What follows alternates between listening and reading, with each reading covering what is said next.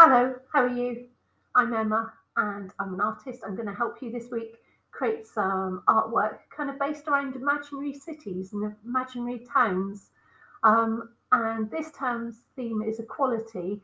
And for that, I'm thinking about how everybody has the right to be able to do something creative and to make something that they really enjoy making and looking at the end results. So I'm gonna this week have a think about a chap called Gilles Trehin. And apologies if that's not how you pronounce it. I think it's French. Um, and Gilles suffers from autism, but he kind of uses autism as his superpower.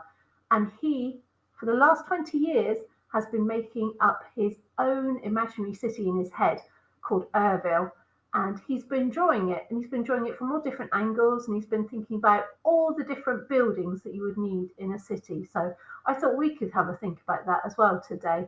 I'm going to put my camera down here and we'll have a look at some of Gilles' work and then we'll think about how we can make some as well, okay? Right, so here's a couple of little sketches of Gilles' kind of city called Urville. Look, there's loads of lovely trees, great big buildings, a bit of a skyscraper in the background, lots of people milling around. That one's really nice. There's a river in it. And look, up on the hill, can you see the little kind of castle up on the hill? He's thought of everything, literally everything. So we're going to have a go at doing something like that. Today, I've sent your teachers one of these printouts, and can you guess what it's going to be?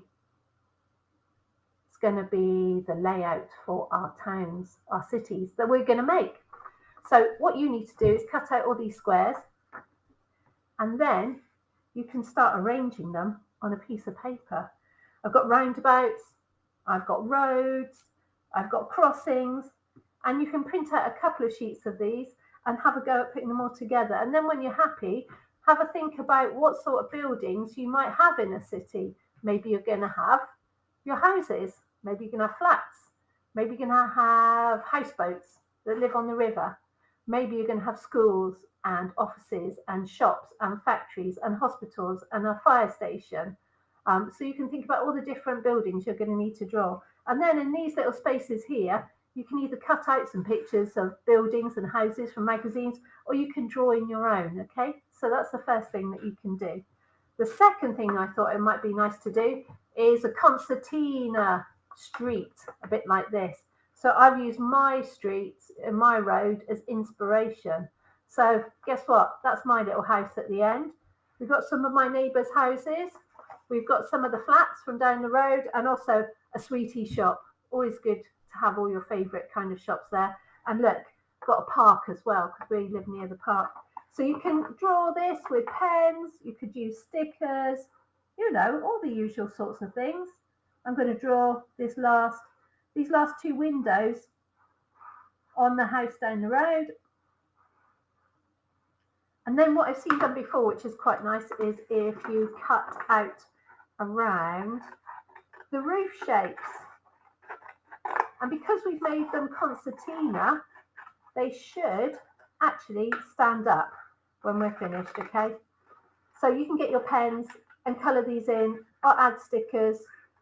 You can kind of add houses that are already there in your neighbourhood, or just like Gilles, you can come up with an imaginary town or imaginary street. What sort of street would you like to live on? Would there be a bowling alley at the end of your street? Would there be an outdoor swimming pool? Would there be a toy shop? What would be good to have on your street? So there, I'm cutting around the trees in the park. There we are. It looks pretty cool, doesn't it? So some bits can be small, some bits can be bigger, some bits can be tiny, but you've got to just make like a zigzag shape. And then you've got your little street. Looks pretty cool, doesn't it? Or what you could do is just make all the houses the same if you fancy. So I've just got a piece of, long paper here, and I folded it in half, and I folded it in half again to make a little concertina book like that. And I'm going to cut round the roofs on these now. If you make them all the same, you can cut them all at once. I've got little chimneys. There we are. So that's my little row of houses. Look cute, don't they? And you can draw on them, or you could decorate them with collage, couldn't you? You could stick things on. What have you got in your classroom that you could stick on there? I've got some kind of paper that I've painted for another project, but I didn't use. I'm going to stick that on. I'm going to turn that into a roof. You can use the glue sticks. I couldn't find my glue stick, so I've used some double-sided tape. But either will do. There we are. Oh, I've got to cut right around the fiddly chimney pot. I didn't think of that, did I? Oh well. I'm sure it'll be okay. There we go. There. So I made a nice little roof for that little house. I can use some coloured pens. I'm going to have really jazzy. I think I'm going to have a pink door on mine. Why not? Pink doors are quite cool. My friend used to have a pink door. And have purple windows. Yeah.